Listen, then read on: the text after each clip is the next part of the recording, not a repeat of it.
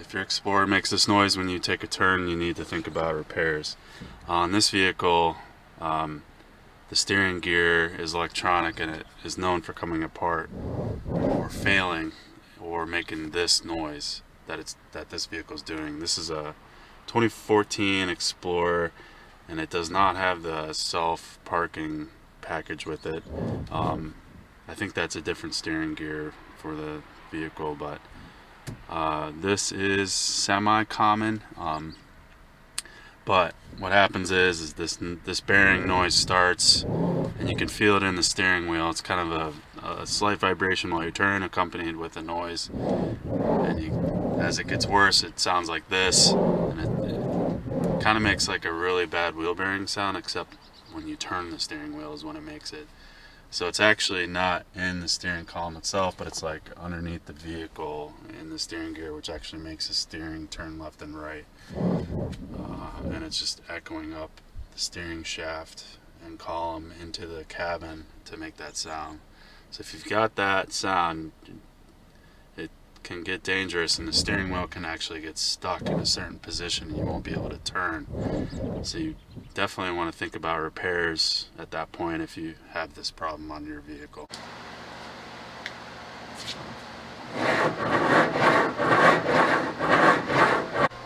So there's one check that we can do to make sure that it is actually the steering gear and not something else. And the first thing you're going to need to do is raise the vehicle off the ground and take off your wheels on the driver's side. And then you want to access this bolt right here off the steering gear. That's right above my finger. That bolt right there. You want to take that 10 mil out and slide the steering shaft off of the steering gear right here. So once you take that shaft off right there, and this, you just want it just up enough and out of the way, and then you want to grab this part of the steering gear and turn it just slightly, and make sure you still have a noise when you push the articulate the steering itself. Alright, so after you've determined that the steering gear is bad, you're going to start your repair. You're going to do this on both sides. You need to take off the outer tie rod lock nut, the outer tie rod knuckle nut, and hit this out of the knuckle with a hammer. Strike it right here and push the tie rod out. And then you're going to take off the upper outer tie rod nut and get that detached, and then undo your wheel speed sensor clasp here. So this is what you're going to want when you, on both sides, when you're taking apart the tie rod end, the sway bar end link, and this wheel speed sensor. This is off just so you can get the sway bar link out of the way. Next thing you're going to want to do is you want to take off these clips right here, just these two, and do that to both sides. So once your vehicle's up in the air, you might have this air scoop thing here. You're going to want to remove that, and then the bolts to the cat itself on both sides. So 2 bolts there, and then follow this one up, and there's 2 bolts up there, and then this little thing is going to swing down and hang from the flex pipe.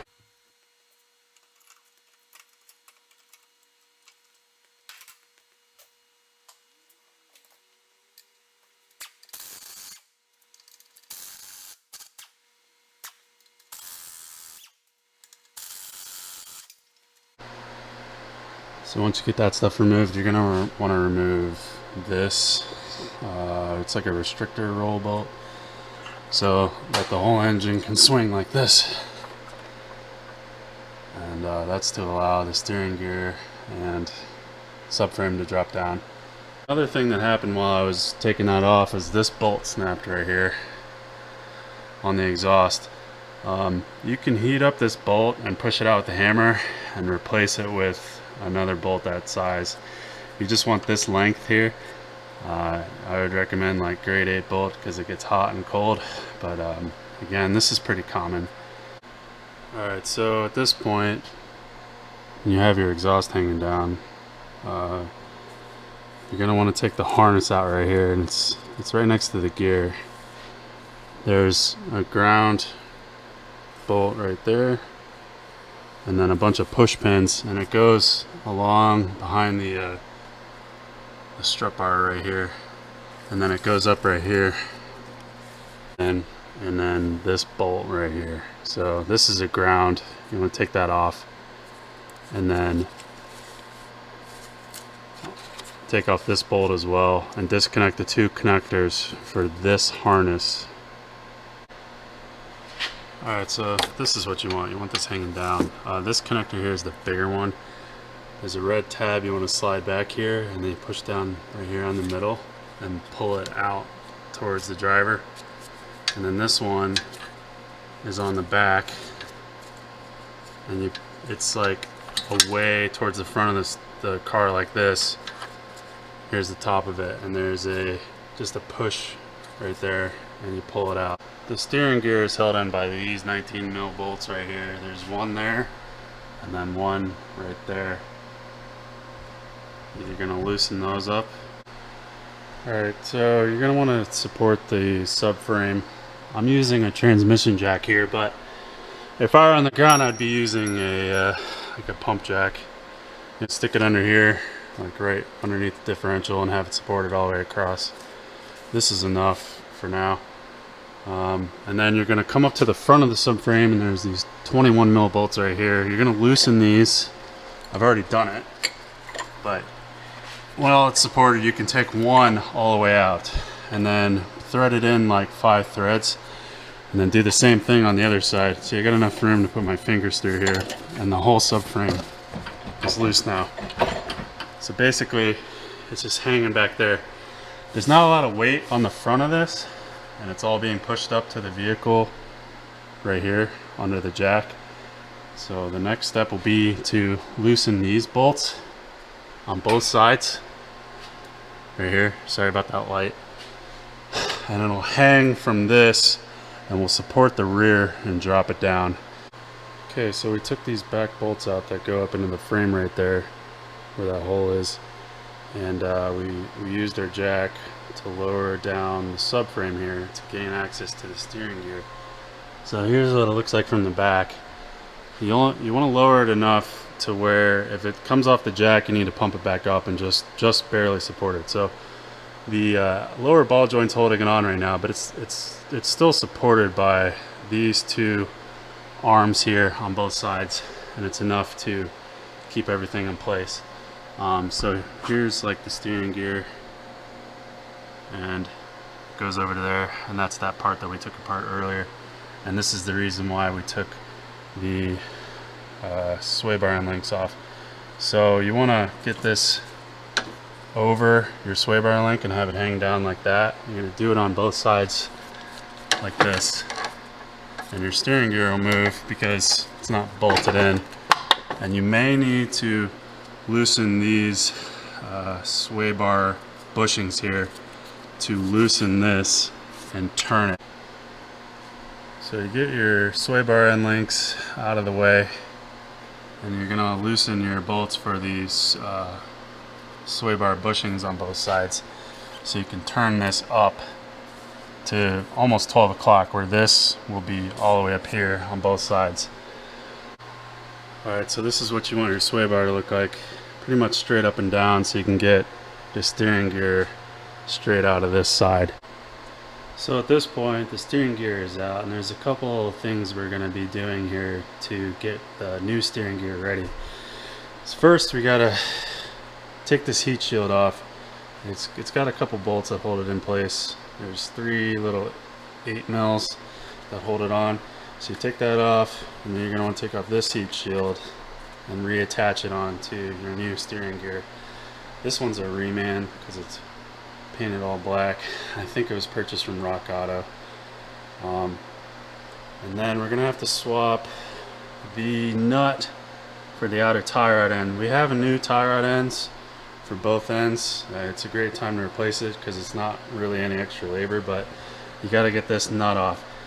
So in order to get the steering gear close to your old one, you're going to want to count the revolutions from where you took off the stop nut for your old tie rod end, so you can count how many you need to put it back onto the new one.